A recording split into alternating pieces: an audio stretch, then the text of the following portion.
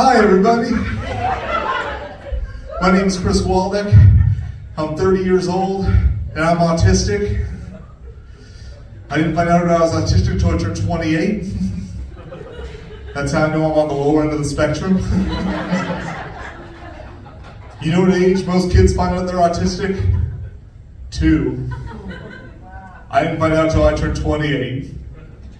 What the fuck were my parents doing? Like, I may be autistic, but I just found out my parents are retarded.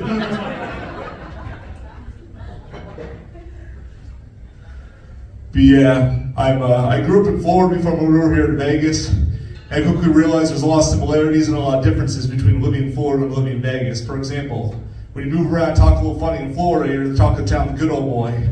As soon as you leave Florida, well, everyone else just call it autism.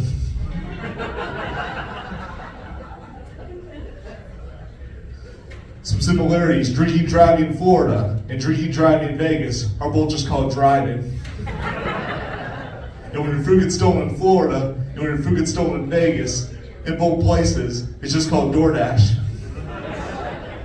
And in Florida and Vegas, both people are on what are called plant-based diets. It's called cocaine. Oh yeah, a lot of cocaine in Vegas. There's actually so much cocaine in Vegas that when locals hear that there are bumps in the road, they don't even bring construction equipment anymore. They just bring straws. And now that marijuana is legal in Nevada, when you run over a pothole, it really is a pothole. All right, if you didn't laugh at that, thank you for making this an awkward Make-A-Wish. I appreciate that.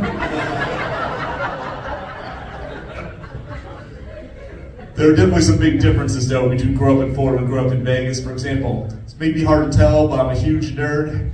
I used to play a game in Florida. In Florida, this was a game. It was called Dungeons and Dragons.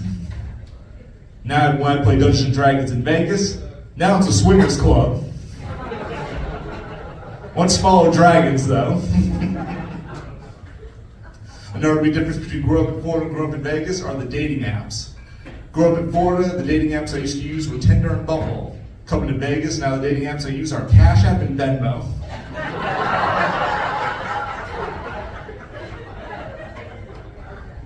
Another big difference between growing up in Florida and growing up in Vegas is in Florida, if you were ever a handicapped or or you needed special needs to operate a vehicle, they give you a handicap sticker.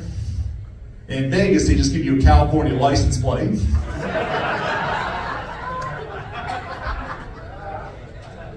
Well, we got a bunch of Californians in here. Honestly, I don't know why so many people hate on California and stuff, because to be honest, I almost moved to California before I settled in Vegas because I feel like I can relate a lot to California, because I too like to spend my money on useless stuff. For example, did you know they actually spent $300 million to create an institute for depression, to study depression in California? And I'm like, do you need $300 million to watch Euphoria? All right, we'll go back to some more differences.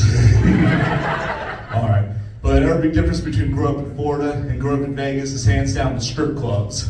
For example, you go to a strip club in Vegas, you're usually seeing adult film stars who are the headliners on stage. But you go to a strip club in Florida, you're just going there to support my mom.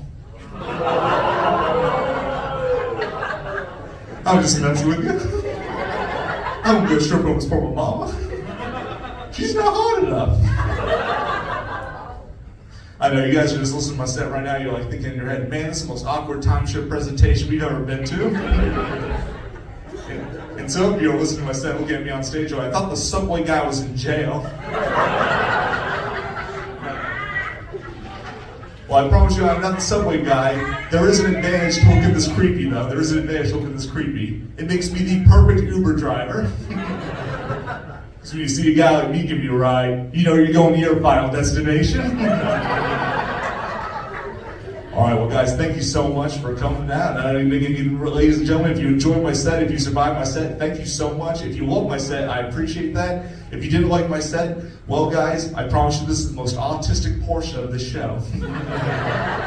If there was any more autism on this show, this wouldn't be a comedy show, it would just be a telethon. Make some noise for your host, Tricks.